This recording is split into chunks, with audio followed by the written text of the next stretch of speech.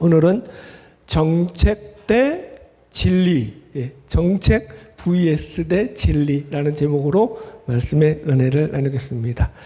이런 제목 정한 목사가 있을까요? 아마 제가 최초일 것 같아. 이런 제목을 생각하는 사람도 없어.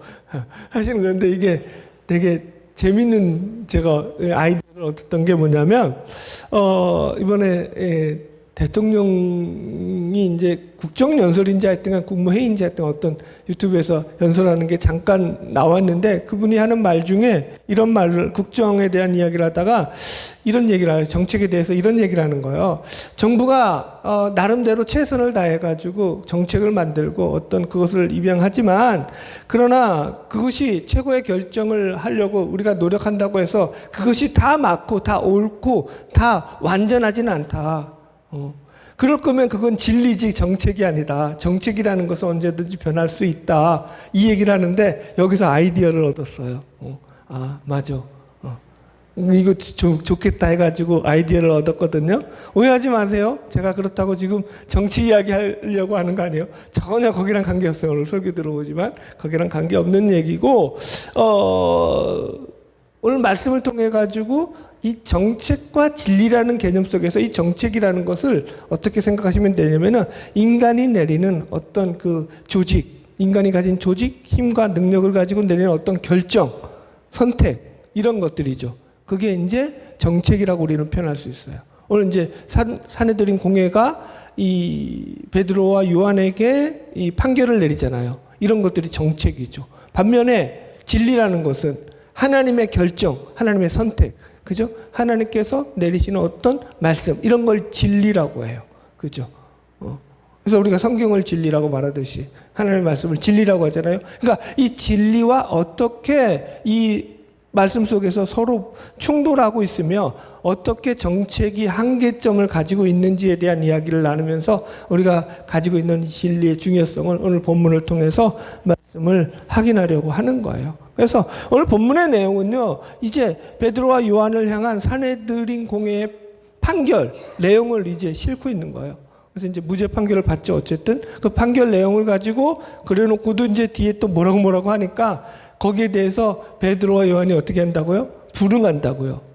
그들의 사내들인 공회의 판결이었음에도 불구하고 그것을 불응하는 그런 베드로 제자들의 반응, 이 구도, 서로 이제 대치되고 있는 이 구도를 오늘 본문을 통해서 읽으면서 그 내용들을, 이런 정책과 진리라는 이런 두 측면의 구도를 가지고 확인하면서 좀 더 어떻게 하면 설교를 재밌게 여러분들에게 들려드릴까 고민하는 중에 제가 이렇게 제목을 정했습니다. 첫 번째 이제 조직이에요. 조직. 이 조직일 때 정책은 사내들인 공회를 가리키죠. 진리는 교회의 공동체를 가리키는 거예요. 좀 더 정확하게 말하면 오늘 본문에 나오는 초대교회 공동체라고 말할 수 있죠. 그래서 조직적인 관점에서 보면은 이 사내들인 공회는 유대 나라의 법정의 최고 의결기관이에요. 제가 그래서 이 교회 지식사전에서 사내들인 공회가 어떤 곳인지를 갖다 그냥 내용을 발췌했거든요. 좀 읽어드릴게요. 이건 그냥 제가 자료를 안 올려드렸는데, 종교적, 정치적, 자치권 행사를 위해서 설립된 사내들인 공회는 유대 사회의 여러 가지 갈등을 조정하고 율법에 따른 재판권을 행사한다. 첫 번째, 재판권을 가지고 있는 거죠. 그 다음에 로마 통치하에서도 이스라엘의 입법과 사법을 총괄하는 의결 기구였다. 그러니까 입법권과 사법권, 행정권 세 가지를 다 가지고 있어요. 그래서 모든 안건은 만장일치로 의결을 했으며 유대 율법에 따른 인사권뿐만이 아니라 뭐까지 갖고 있다고요? 인사권도 가지고 있어요. 행정권을 가지고 있어서 체포를 명할 수도 있다. 행정권. 누구를 구속하고, 그죠? 체포하고, 신문하는 그런 권한도 갖고 있다라는 거예요. 그러니까 재판권, 입법권, 사법권, 행정권. 그거 가지고 있으면 다 가진 거예요? 아니에요. 다 가진 거죠. 이 사내들인 공회가 못하는 게 딱 하나밖에 없죠. 뭐죠? 사형 집행권. 사형 집행은 로마 정부의 허가를 받아야 돼요. 그래서 빌라도에게 허가를 받으러 예수를 끌고 간 거잖아요. 유대 충독이었던 그거밖에 없어요. 그러니까 실질적인 유대 나라의 가장 강력한 권력 기구가 어디였다? 사내들인 공회였다. 이 얘기를 하는 거예요. 그러니까 이들은 가장 그 시대에 그 유대 나라에서 강력한 힘과 권력을 가진 강자들이었다라는 게 첫 번째 우리가 이 정책을 펴고 있는 이 조직에 대해서 이야기를 했습니다. 그래서 반대로 그러면 이제 두 번째 이 진리 공동체죠. 이 교회 공동체는 어떤 존재냐라는 거예요. 조직면으로 볼 때. 자, 베드로와 요한은요, 힘이 있어요? 없어요? 권력이 있어요? 없어요? 권력이 있으면 감옥에 갇혔을까요? 안 갇혔을까요? 안진뱅이를 일으키는 그 선한 일을 했는데 감옥에 갇힌단 말이에요. 그리고 거기서 하룻밤을 지내야 됐다면 힘이 없으니까, 권력이 없으니까 그런 일을 당하는 거거든요, 여러분. 그러니까 마찬가지죠. 초대교회 공동체, 이 교회 공동체는 지금도 마찬가지예요. 아무런 힘과 권력이 없어요. 그렇기 때문에 이게 여러분들 교회 그 진리가 겉으로 볼 때는요, 힘이 없어 보인다고요. 사람들의 눈에 볼 때도 그게 무슨 진리야. 우리는 진리하니까, 그죠? 상당히 어떤 파워풀한 어떤 그 능력을 생각하잖아요. 그러나 조직적으로 어떤 그 힘과 권력, 어떤 이런 쪽으로 볼 때는요, 그쪽으로는 세상적으로 그 능력과 힘이, 권력이 동원되더라, 안 되더라. 진리라는 것은 동원되고 있지 않더라라는 게 이제 겉으로 표면적으로만 볼 때 보여지는 모습이라는 거죠. 그러나 이제 진짜는 이제부터인 거죠. 모든 권력과 힘을 가지고 세상 가운데서 자신들의 정책을 펴나가는 이 사내들인 공회의 이 정책이 복음의 진리와 어떻게 다르며 또 이 둘이 충돌했을 때 과연 어떤 결과물을 만들어냈느냐라는 것을 이제 오늘 본문을 통해서 확인할 거거든요. 자, 보세요. 두 번째 우리가 볼 것은 그래서 선택과 판단의 문제에서 부딪히고 있는 정책과 진리의 문제예요. 선택과 판단에 있어서 정책은 부인할 수 있다.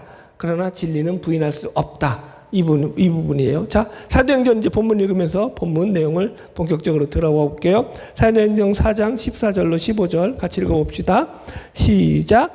또 병나은 사람이 그들과 함께 서 있는 것을 보고 비난할 말이 없는지라 명하여 공회에서 나가라 하고 서로 의논하여 이르되. 자, 지금 이 사내들인 공회가 정책을 통해 가지고 내린 판결이 뭐예요? 어떤 판결을 내놨다고요? 비난할 말이 있다고 했어요? 없다고 했어요? 없다. 그래서 명하에서 뭐라고 했다고요? 공에서 나가라. 우리 식으로 하면 그냥 재판관이 무죄를 판결하노라 땡땡땡 친 거예요. 무죄 판결을 받았다라는 거예요, 여러분들. 그러면서 재밌는 게 16절에 이렇게 표현하고 있어요. 같이 읽어봅시다. 왜 무죄 판결을 내렸느냐? 이런 표현을 해요. 시작. 이 사람들을 어떻게 할까? 그들로 말미암아 유명한 표적 나타난 것이 예루살렘에 사는 모든 사람에게 알려졌으니 우리로 부인할 수 없는지라. 네.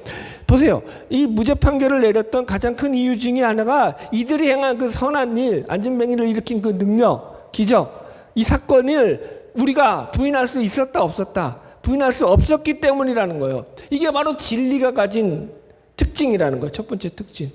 그죠? 선택과 판단에서 진리는요, 부인할 수가 없어요. 부인이 안 돼요. 우리 식으로 말하자면 이런 거예요. 여기 봅시다. 부인하다라는 헬라어가 뭐냐면, 고맙습니다. 너무 잘하시. 아르네오마이. 헬라어 그런 말이에요. 그래서 관계를 끊어버리는 거예요. 그냥 부인하는 게 아니라 관계를 끊는 거야. 우리 식으로 표현하면 이런 거예요. 그러니까 예를 들어서 어떤 공인이라고 하죠. 연예인이라든가 뭐 정치인이라든가 공인들이 어떤 스캔들이라든가 어떤, 그죠? 안 좋은 루머에 연루되었을 때 어떻게 해요? 그것을 끊어내려고 하잖아요. 그러면서 나는 그 일과는 관계가 없어요. 사실 무근입니다. 나는 그 사람 알지 못합니다. 끊어내잖아요. 그런 표현을 뗐을 때 이 단어를 쓰는 거예요. 그러니까 지금 자기들이 이것을 뭐예요? 부인하려고 할지라도 부인할 수 없었다라는 거예요. 왜요? 이게 진리였기 때문에. 지금 그 얘기하는 거거든요. 다시 본문을 보시면 지금 제자들로 말미암아 이 유명한 표적 나타난 이것을 가리켜 가지고 지금 여기서 본문에서 16절을 다시 한번 볼까요? 표적 나타난 것이 예루살렘에 사는 모든 사람에게 알려졌다고 했을 때 이 것이라는 것이 그 원문으로 보면은 사건이라고 나와요. 어떤 일, 사건, 벌어졌던 어떤 사건이었다라는 거예요. 실제적으로 일어났던 일이었다 그 얘기예요. 목격자만 수두룩 빽빽한 그거 보고 5천 명이 나중에 설교 들어서 베드로 설교 들어서 회개했단 말이에요. 그러면 수천 명이 봤다는 거 아니에요. 이해하시겠어요? 안진뱅이가 나면서부터 안진뱅이였던 그 사람이 고침받아서 일어나서 걷고 뛰는 것을 목격한 목격자만 수천 명이겠어요? 수만 명이겠어요? 하여튼 그날 엄청나게 많은 사람이 본 거예요.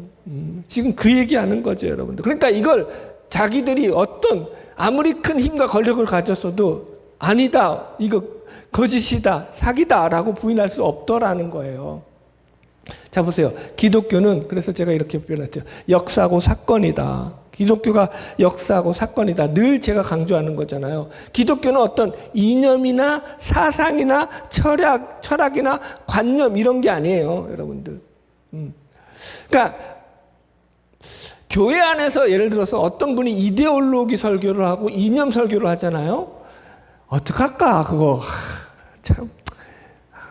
여러분들이 만약 그런 설교를 듣잖아요. 그러면 그건 진리가 아니다라고 생각하시면 맞아요. 교회는 진리를 선포하는 곳이지, 그죠? 어떤 이념이나 철학이나 관념, 우리가 가진 어떤 사상을 주입하는 곳이 아니에요. 그건 세상이지, 세상. 교회는요, 보세요. 이 공동체의 특징이 뭐예요? 이 제자들의 특징이 뭐냐면은 예수님의 삶과 죽음과 부활을 자기 눈으로 직접 목격한 목격자들이에요. 그래요, 안 그래요? 죽었다가 살아난 그분을 만났다니까요? 이분들이 안 만나놨으니까 지금 그냥 눈이 그 정도지. 그죠? 여러분, 이게 진짜 기가 막힌 일 아니에요? 자, 보세요. 오순절 성령 강림절에 오순절날 성령이 임하자마자 그들이 방언을 하는데 전부 다 제2 외국어를 했다고요. 여기 앉는 분들이 이제 외국어를 하는 거야. 막 성령이 임해서. 우리 한번 기도 그렇게 해볼까요? 한 100일 특별 성령 강림 기도해가지고 제2 방언 받기. 자기가 방언 받고 싶은 나라 언어를 갖다가 해달라고. 어떤 사람은 영어, 어떤 사람은 스페인어, 어떤 사람은 스위스어, 어떤 사람은 뭐 일본어, 어떤 사람은 또 뭐가 있을까요? 예. 하여튼 말도 안 되는 이런 언어들이 우리 안에서 터져 나왔다고요. 말이 돼요, 안 돼요? 이걸 그런데 직접 자기들이 경험했다고요.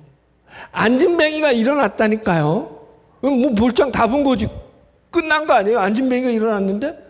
이런 일들이 일어나는 게 기독교라고요. 기독교 안에서 이 일들이 일어나고 이 사건이 일어났기 때문에 지금 제자들이 이렇게 어떻게 보면은 아무런 힘과 권력이 없는데 이 진리 가지고 당당하게 서 있는 거예요, 여러분. 이게 진리가 가진 첫 번째 특징이에요. 진리는 부인할 수 있다, 없다. 부인할 수 없다. 여러분, 우리가 예수 가운데 산다라는 건 그거예요. 진리는 부인할 수 없을 정도로 배타적이다. 자, 보세요. 만약에 어느 학급에서 이제 산수 시험을 봤는데 애들이, 초등학교 애들이 1학년이 시험을 봤다고 합시다. 초등학교 때 다 뗐겠죠. 하여튼 더 센 시험을 봤는데 문제가 1 더하기 1이 얼마였는지 답을 쓰는 거였어요. 그런데 한 명만 다 2라고 쓰고 나머지는 전부 다 3이라고 썼다고 합시다. 자, 그러면은 다른 애들은 다 3이라고 썼는데 너 혼자 왜 2라고 썼느냐? 너만 이상하게 썼으니까 너 틀렸다라고 말할 수 있어요, 없어요?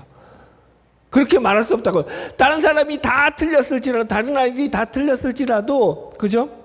1 더하기 1은 어떻게 해요? 죽었다 깨어나도 2인 거야. 그게 배타적인 거예요. 그죠? 진리는 부인할 수 없을 정도로 배타적이라니까요. 어떤 애는 이 1 더하기 1을 오답을 쓰는데 3을 갖다가 어떻게 쓰냐면은 선생님한테 잘 보이려고 아주 그 황금색 황금색 펜으로, 사인펜으로 아주 예쁘게 색칠을 해서 그리고 거기다 꽃 모양을 그려가지고 답안지를 냈다고 합시다. 그래도 틀려요. 그래도 안 된다니까. 인간이 가진 정책과 진리가 다른 게 이런 거라고요.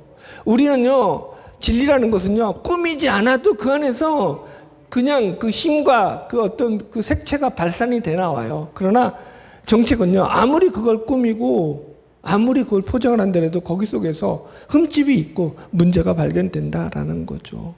자, 보세요. 선택과 판단에서 정책은요, 그래서 부인할 수 있다라는 거예요. 부인이 돼요. 자, 보세요. 산헤드린 공회가 내린 정책에 대해서 우리 한번 생각해 봅시다. 이들의 정책은요, 그 판단이 이랬다 저랬다 바뀔 수도 있고 부인될 수도 있어요. 왜요? 진리가 아니기 때문인 거죠. 그래서 이들의 결정은 상황과 환경과 처지에 따라서 혹은 사람에 따라서 바뀌어요. 인간들의 정책이 바뀌는 것과 똑같죠. 인간들의 결정은요, 항상 뭐죠? 그 상황과 처지에 따라서 바뀌어요. 그죠? 우리나라도 마찬가지잖아요. 예. 대통령이 누군가에 따라서 정책이 바뀌는 것처럼 그런 거예요, 여러분들. 자, 오늘 본문만 보더라도 그 답이 나오는데 본문 21절에 보면은 이들이 이 두 제자를 무죄 판결 내렸던 그 구체적인 이유에 대해서 이렇게 말해요. 사도행전 4장 21절을 볼까요? 같이 읽을게요. 시작.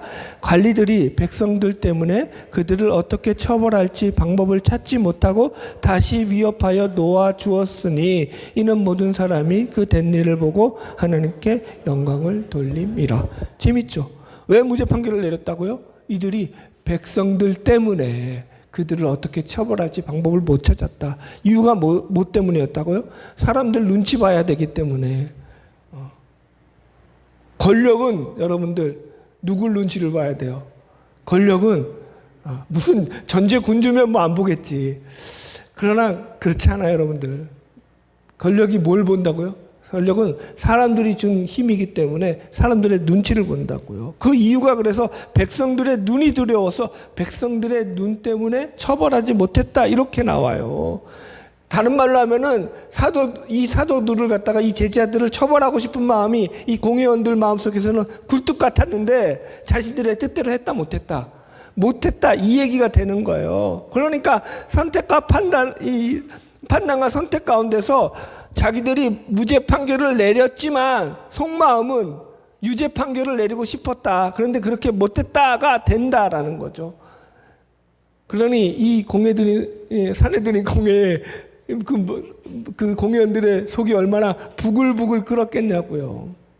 여러분 보세요. 이게 무슨 말이냐 하면은 자신들이 내린 그 결정 자체도 자신들의 목적에 부합되지 않는 자신들의 정책성을 부인하는 그런 판단과 선택을 하더라. 지금 이걸 우리에게 보여준다고요. 이렇게 인간들이 내린 정책은 완전하다, 불완전하다. 불안전하고 불완벽하다. 여러분 다시 설명드립니다. 이 산헤드린 공회는 유대 나라의 최고의 법적 의결 기관입니다. 가장 강한 기관이죠. 모든 힘과 권력과 행정권, 입법권, 사법권 다 가지고 있었어요. 재판권까지. 자신들이 판결하는 대로 모든 결정을 내릴 수 있었던 그런 정책 의결 기관이었습니다. 그런데 그 힘과 권력을 가지고도 자기들 뜻대로 판결을 할 수 있었다 없었다? 없었다. 지금 이 이야기를 하고 있습니다. 안 되더라. 성경이 그걸 보여주는 거죠. 그렇게 여러분 성경은요 우리에게 이 말씀하고 있습니다. 그래놓고 자기들이 뭐라고 하냐면은 자신들이 무죄 판결을 내려놓고 의논을 했다고 나와요. 여기 15절을 보면은 명하여 공회에서 나가라 하고 서로 의논하여 이르되. 되게 재밌는 거예요. 무죄 판결 내렸으면은 끝나야 되는 거 아니에요. 안 그래요? 당신은 죄가 없습니다. 꽝꽝꽝 공회에서 나가십시오 하면 끝난 거예요, 안 끝난 거예요? 끝난 거죠. 근데 끝났어요, 안 끝났어요? 안 끝났어요. 그 뒤로 그리고 나서 뭐 했다고요? 의논을 했대요. 그걸 우리식으로 전문 용어로 뭐라고 하죠? 꿍꿍이 수작.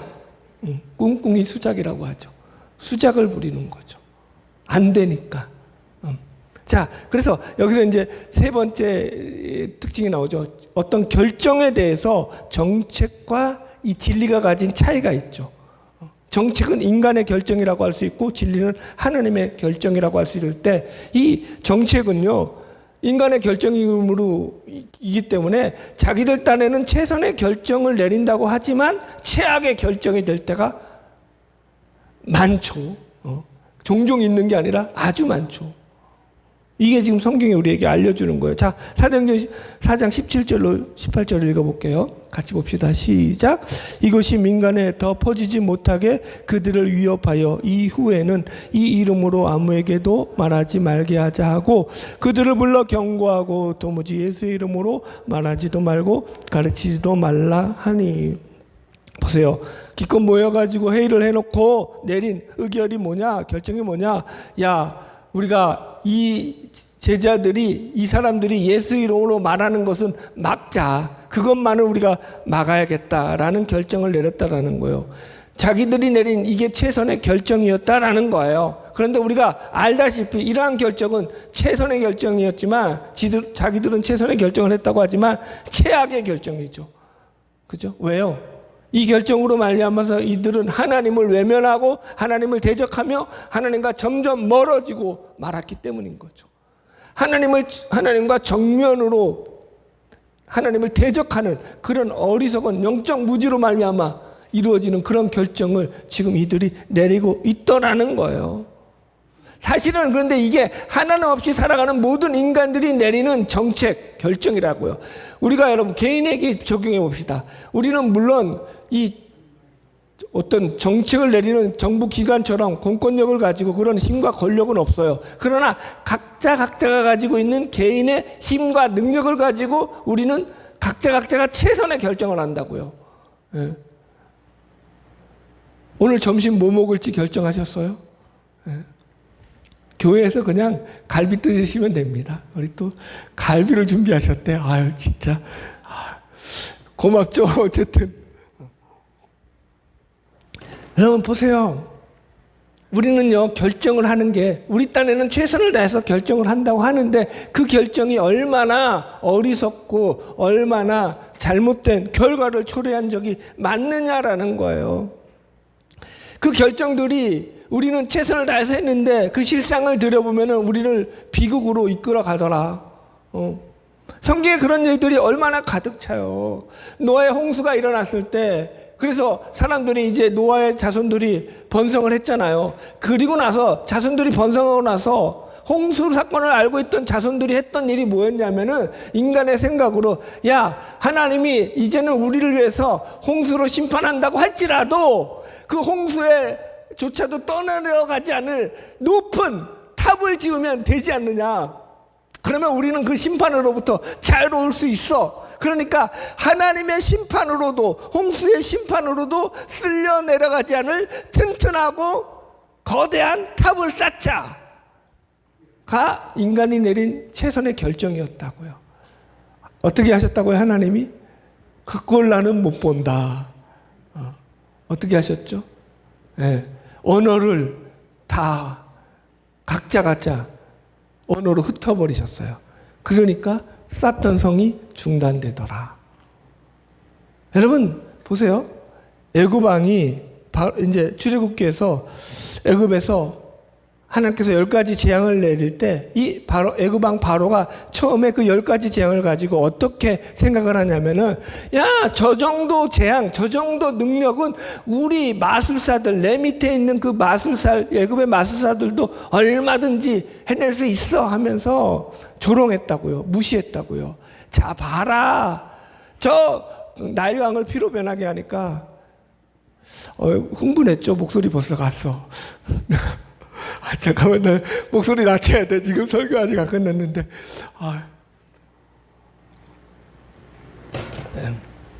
여러분들이 너무 잘 들으니까 자꾸 톤이 올라가잖아요. 톤을 낮춰야겠어.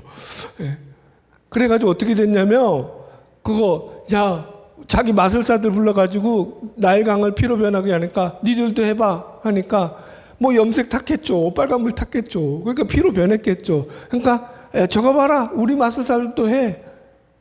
자, 개구리가 막 생겨나게 하니까 너희들도 해봐라. 어디서 개구리 잡아가지고 풀었겠죠.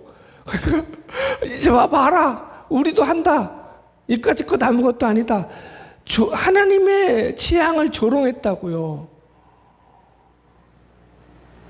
그래서 10번 얻어맞았다고요. 미련한 거죠. 여러분 보세요. 이건 너무 이제 불신앙 쪽으로만 얘기했으니까 야곱이 한번 예를 들어볼까요? 야곱이가 야복강가에서 이제 기껏 그죠? 밖에 나가서 고생해가지고 하나님의 은혜로 그죠? 단풍나무, 살구나무 그 껍질 벗겨가지고 알록달록한 새끼들, 튼튼한 양 새끼들 새끼 나가지고 부자가 돼서 이제 고향으로 금이 환영하고 있는데 글쎄 자기 형 에서가 400명의 사병들을 데리고 자기를 맞으러 나온대요. 미치고 팔짝 뛸 노릇이죠. 그러니까 야곱이가 잔머리 잘 굴리는 야곱이가 어떻게 했어요?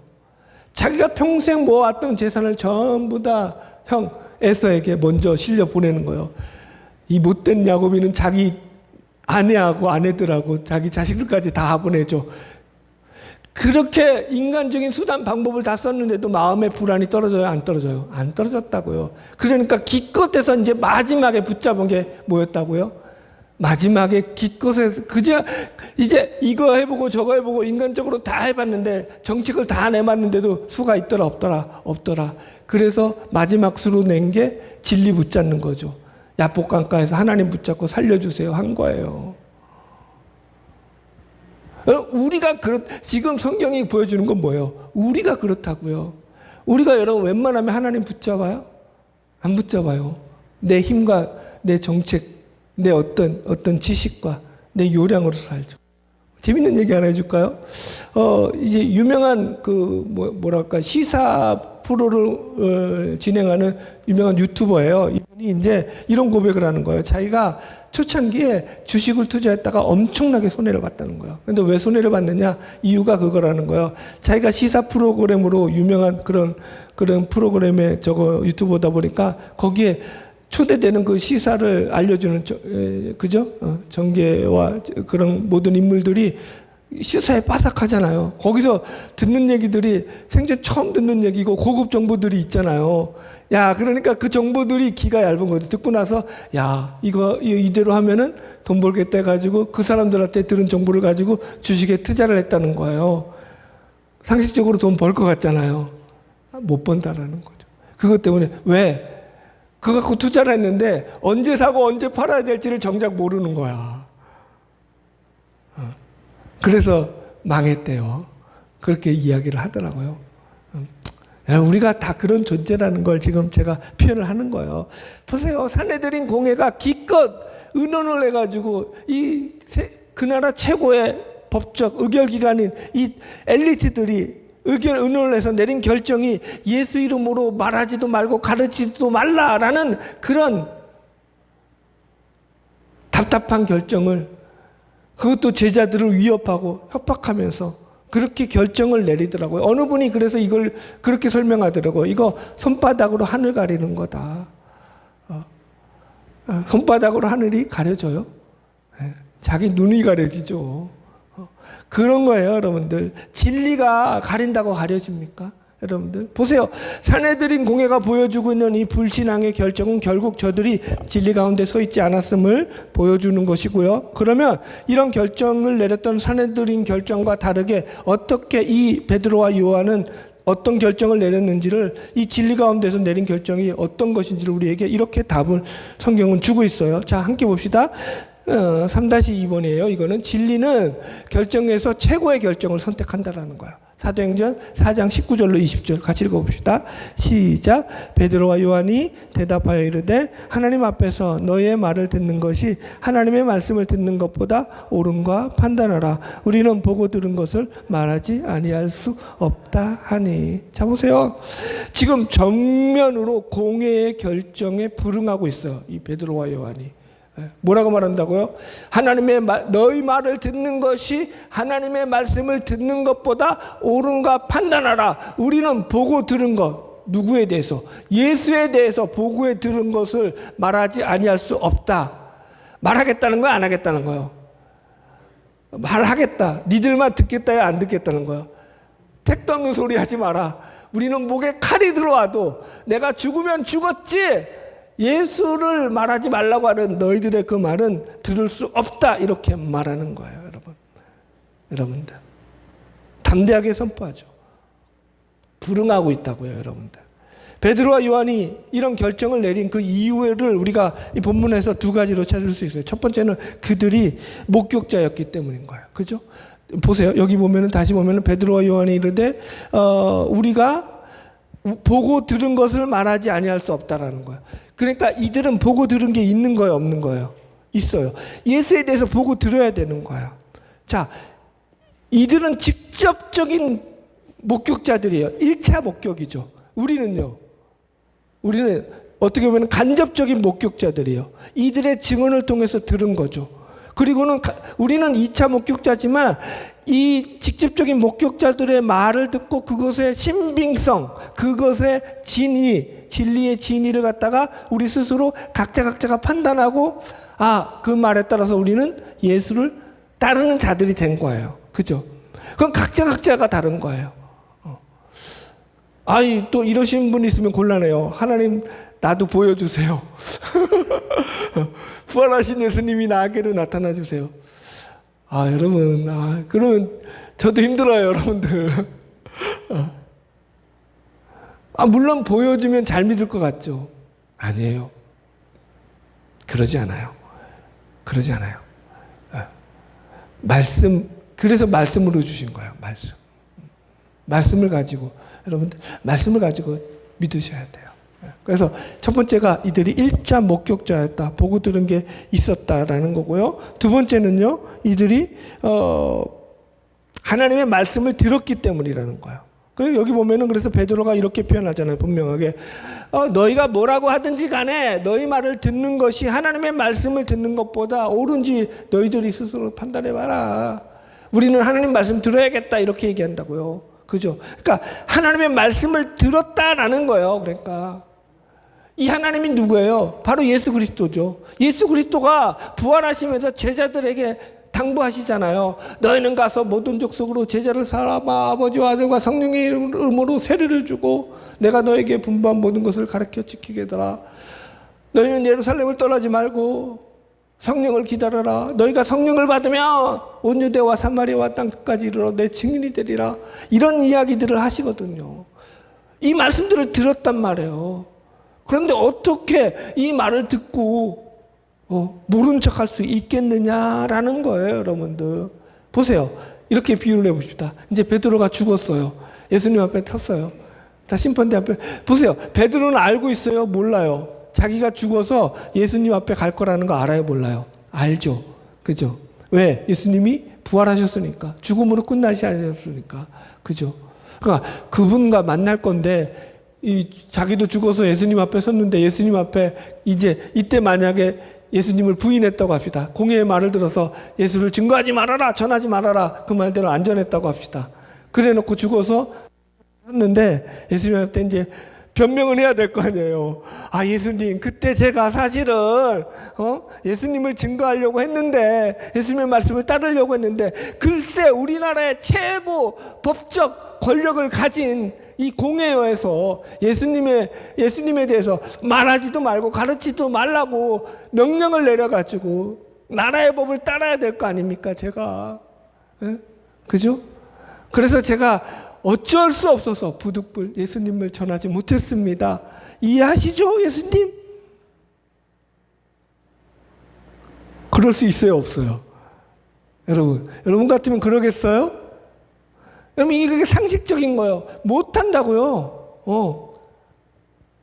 부활하신 예수님, 승천하신 예수님을 봤던 베드로가 이제 뭐가 두렵겠냐고요. 죽음이 무섭겠어요. 뭐가 두렵겠어요. 그냥 담대하게 지금 나는 니들이 뭐라고 하든 내게 목에 칼이 들어와도 나는 니들의 명령 따를 수 없다. 나는 예수님 명령 따를 거야 라고 나가더라는 거죠. 자, 마지막 세 번째 요거 짧게 할게요. 이게 영과 관련되어서 이런 얘기를 하는 거예요. 마지막 네 번째 우리가 체크할 주제는 이게 영과 관련돼서 정책은 사탄의 영을 따른다라는 거예요. 진리는 성령의 영을 따르는 거죠. 성령님을 따른다라는 거예요. 이게 아주 중요한 거예요. 지금 이 오늘 본문에서 벌어지고 있는 이 사건의 충돌은요, 서로 다른 두 영이 충돌하기 때문인 거예요. 무슨 영? 사탄의 영과 성령의 영. 성령이죠. 쉽게 말해서 거룩한 영이 충돌하고 서로가 차이를 보이기 때문에 이런 일이 발생하는 거죠. 첫 번째 정책은요 사탄의 영을 따른다라는 거예요.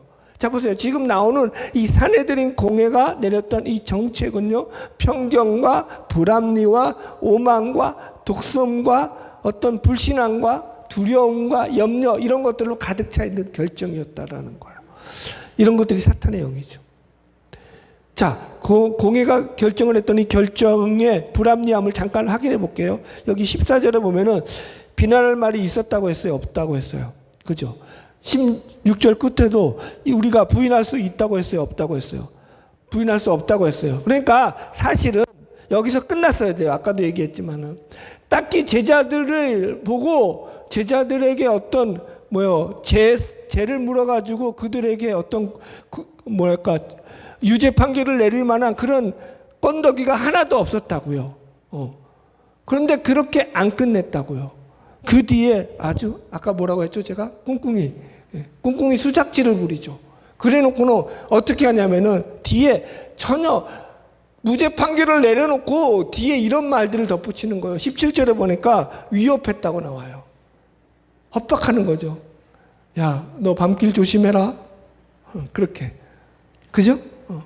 겁을 주는 거예요. 그 다음에 또 18절에는 경고를 해요. 도무지 말하지 말라고 가르치지도 말라고 경고했다라는 거예요. 우리 식으로 하면 행정처분이에요. 행정처분을 내리는 거예요. 아직까지 이제 범칙군 나오기 전에 우리도 있잖아요. 시청에서 와가지고 범칙군 때리기 전에 이거 경고입니다. 이거 다음에도 안 해보면은 벌칙금 나갑니다. 라고 행정처분 내리듯이 지금 경고장을 주고 가는 거예요. 그런 거예요. 여러분들. 자, 보세요. 이게 지금 되게 웃긴 거예요. 앞에서는, 무죄 판결을 내려놓고 뒤에서는 다시 뒤를 붙잡아가지고 아주 불합리하게 이들에게 협박하고 위협하며 경고하고 있더라는 거죠. 이렇게 할 바에야 처음부터 너 뭐가 잘못됐어라고 유죄 판결을 내리든지 앞뒤가 안 맞다라는 거예요. 왜 이렇게 불합리하고 적의적인 행동을 하느냐? 그 뒤에 그 배후에 있는 영이 사탄의 영이기 때문이라는 거예요. 지금도 계속 제가 이 본문을 설명하면서 이들이 제자들에게 이렇게 적대적으로 대하는 가장 큰 이유 중에 하나가 우리가 처음에 다뤘던 주제죠. 예수를 싫어하는 자들, 그들이 예수를 싫어했기 때문이라는 거예요. 그죠? 예수를 싫어하는데 이유가 있다 없다? 없다. 영적인 문제이기 때문인 거예요. 영적인 문제라서. 여러분들도 마찬가지예요. 그래서 잘 점검하세요. 내가 예수가 좋은지 싫은지 늘 점검하셔야 돼요. 영적인 문제거든. 예수가 싫다. 그러면 그건 진짜 빡세게 기도하셔야 돼. 이렇게 표현할게요. 예수가 싫으니까 감이 없으니까 난 예수에 대해서 무관심하다.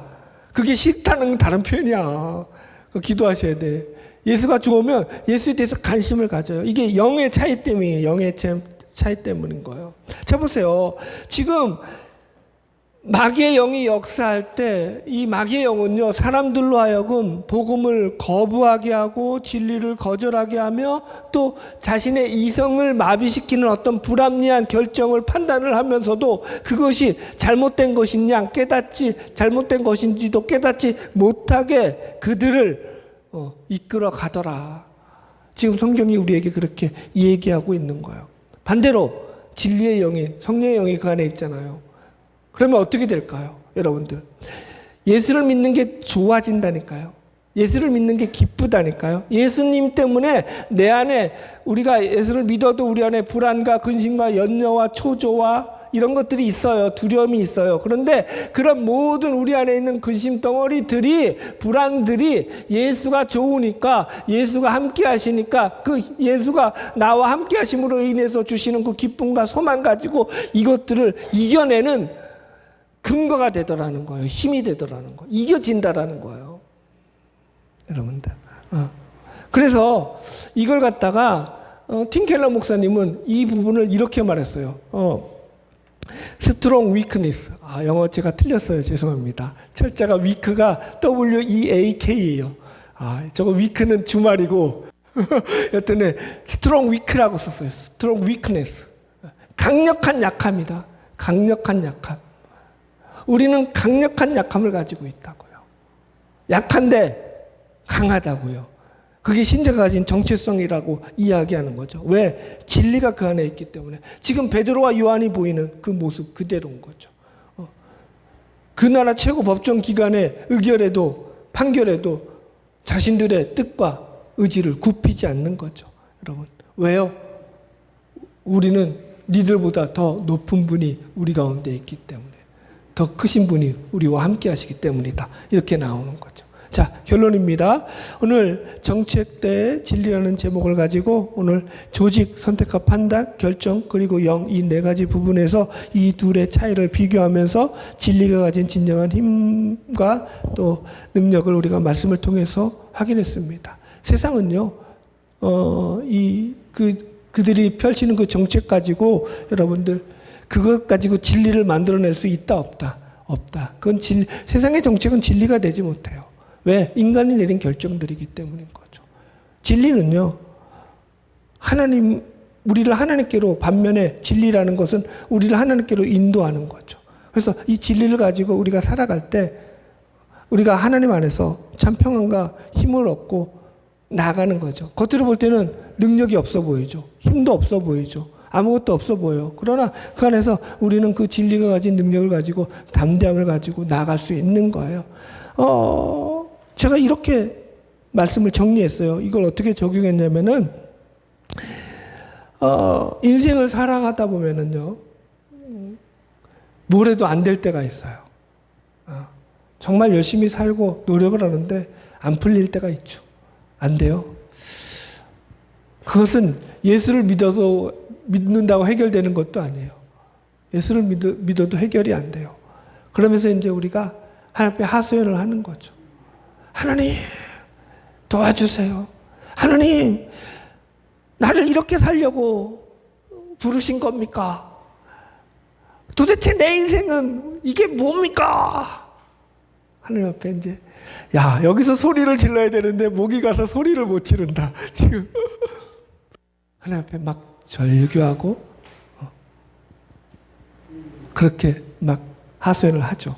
여러분, 진리는요, 담대함과 위대함만 있는 게 아니에요. 진리 안에는 이런 요소도 함께 있어요. 진리가 가진 고단함, 진리를 가졌기 때문에 그 진리로 인해서 우리가 이겨내야 될 우리 인생 가운데 과제가 있고 숙제가 있고 또, 그죠? 극복해야 될 문제들이 있더라는 거예요. 아까 얘기했잖아요. 자, 혼자서 답을 맞췄어. 반아이가. 걔 혼자 1-1은 1 더하기 1은 2. 그래서 맞췄어.